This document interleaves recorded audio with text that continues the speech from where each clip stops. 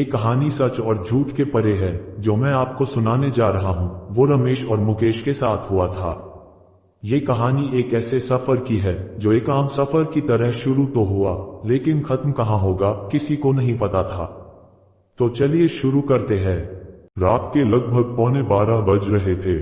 यह आखिरी बस थी जो शहर से गांव की ओर जाने के लिए तैयार थी। ये वही बस थी जो हर रात इसी रास्ते से गुजरती थी। लेकिन आज की रात सब रातों से अलग थी, क्योंकि आज अमावस्या की रात थी।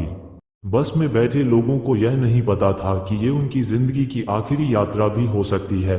बस का ड्राइवर रमेश और कंडक्टर मुकेश हमेशा की तरह हंसी मजाक कर रहे थे, लेकिन जैसे ही बस सुनसान हाईवे पर पहुंची उन्हें कुछ अजीब महसूस होने लगा। और फिर जो हुआ उसने हर किसी को ये यकीन दिला दिया कि भूत, प्रेत, जिन ये सिर्फ कहानियों में ही नहीं बल्कि असल जिंदगी में भी होते हैं। अमावस्या की रात होने के कारण चारों तरफ गहरा अंधेरा था। सड़क पर दूर दूर तक कोई गाड़ी दिखाई नहीं दे रही थी। बस की हेडलाइट्स सड़क के घने अंधेरे को फाड़ते हुए गांव की ओर बढ़ रही थी। जंगल के पेड़ पौधे अंधेरे में सरसराते हुए और भी डरावने लग रहे थे। रमेश और मुकेश को ये रास्ता अच्छी तरह पता था, लेकिन आज उन्हें कुछ अलग महसूस हो रहा था। हवाएं कुछ ज्यादा ठंडी थीं और पैसेंजर कम होने के कारण माहौल भी सन्नाटा था। तभी रमेश बस को एक ढाबे के पास रोकता है। यह वही ढाबा था जहां अक्सर बसें रुकती थीं ताकि यात्री थोड़ा आराम और चाय नाश्ता कर सके। लेकिन आज ये ढाबा पूरी तरह से सुनसान था। न कोई कस्टमर दिखाई दे रहा था और न ही कोई मालिक, सिर्फ एक टूटा हुआ बल्ब झपक रहा था।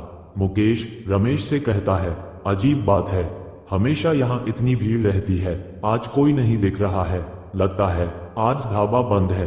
तभी उसमें से एक यात्री बोलता है, भैया जल्दी चलो, मुझे घर जल्दी पहुंचना है, कल मेरे भाई का बर्थडे भी है।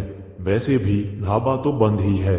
बस जैसे ही चलने वाली होती है कि तभी बस के दरवाजे पर दस्तक होती है।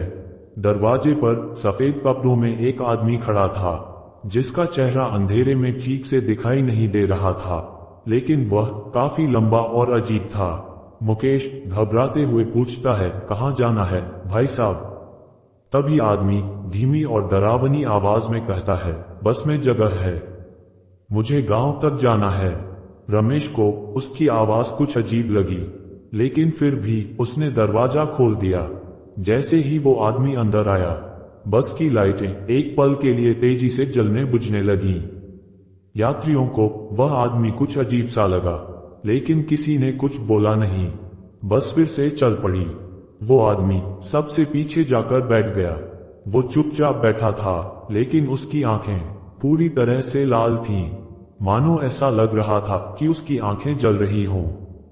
कुछ यात्री उसे बार बार पीछे मुड़कर देख रहे थे, लेकिन जब भी कोई उसे देखने की कोशिश करता वो उसकी ओर घूरने लगता और यात्री सामने देखने लगते।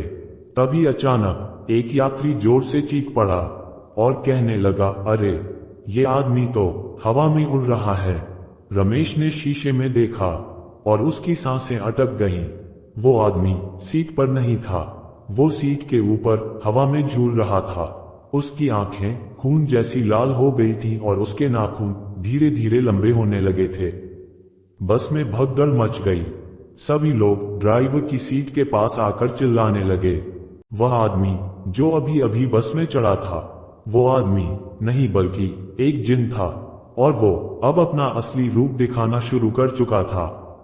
तभी जिन गहरी आवाज में कहता है, ये बस मेरी है, आज कोई नहीं बचेगा। बस में चीख पुकार मच जाती है। रमेश ने बस रोकने की कोशिश की, लेकिन बस के ब्रेक फेल हो चुके थे। जिन अब बस के अंदर अपनी लंबी काली परछाई फैला रहा था। यात्रियों के शरीर जकड़ने लगे और कुछ लोग तो खून की उल्टियां करने लगे। तभी बस के सामने एक आदमी आता है और बस अचानक से रुक जाती है। वह कोई आम आदमी नहीं था, बल्कि लंबी दाढ़ी वाले एक अघोरी बाबा थे, जिसके माथे पर भभूत लगी थी और गले में हड्डियों की माला थी। उन्होंने अपना त्रिशूल उठाया और जोर से चिल्लाए, तेरा समय खत्म हो चुका है दानव, छोड़ दे इन निर्दोषों को। जिन ने बाबा को भेष बदलकर भटकाने की कोशिश की, लेकिन बाबा ने तुरंत मंत्र पढ़ना शुरू कर दिया। उन्होंने अपने हाथ में एक मुट्ठी राख ली, जिसे उन्होंने जिन पर फेंका। जिन चीख उठा। अब वह अपने असली रूप में आ चुका था। जिन और अघोरी बाबा के बीच लड़ाई शुरू हो गई। जिन उन पर मायाजाल का उपयोग करता और बाबा मंत्र पढ़कर उस पर भभूति फेंकते। बस में बैठे सभी यात्री बस के एक कोने में जम से गए थे। बाबा ने हवन सामग्री निकाली और मंत्र पढ़ते हुए बस के चारों तरफ एक घेरा बना दिया। अब जिन पूरी तरह से राक्षसी रूप में आ चुका था। उस आदमी का शरीर काला हो गया था और उसकी आंखों से आग निकल रही थी। जिन ने एक यात्री को पकड़ा और हवा में उठा लिया। सभी यात्री जोर जोर से चिल्लाने लगे और कुछ ही सेकंड में उसका शरीर फट गया और पूरे बस में बिखर गया। ये सब देखकर बस में बैठे लोगों की सांस तक अटक गई थी। फिर जिन ने दूसरे यात्री पर हमला कर दिया और उसे घसीटते हुए बस से बाहर फेंक दिया। वो आदमी जमीन पर गिरते ही बुरी तरह तड़पने लगा। उसका शरीर आग सा जलने लगा और कुछ ही सेकंड में वो भी मर गया। अब अघोरी बाबा ने आखिरी वार करने का फैसला किया। उन्होंने महाकाल का नाम जोर से लिया, त्रिशूल उठाया, उस पर तांत्रिक धागा लपेटा और जोर से मंत्र पढ़ने लगे। मंत्रों की ध्वनि सुनकर जिन अचानक से हवा में उड़ने लगा और तभी बाबा ने त्रिशूल को उसके सीने में घोंप दिया। जिन जोर जोर से चीखने लगा, नहीं, तुम मुझे फिर से कैद नहीं कर सकते, मैं वापस आऊंगा। और वो काले धुएं में बदलकर गायब हो गया। बस में बैठे सभी यात्री सुन्न पड़ चुके थे। पूरा माहौल शांत हो गया था, लेकिन 2 यात्री मर चुके थे। अघोरी बाबा भी अब शायद आखिरी सांसें गिन रहे थे। फिर भी उन्होंने बस ड्राइवर रमेश को एक ताबीज दिया और कहा, इसे बस में बांध दो, आज अमावस्या की रात है, आगे इस रास्ते पर और भी छलावे मिल सकते हैं। ये ताबीज तुम्हारी और तुम्हारी बस की रक्षा करेगा। रमेश ने कांपते हाथों से ताबीज लिया और बस में बांध दिया।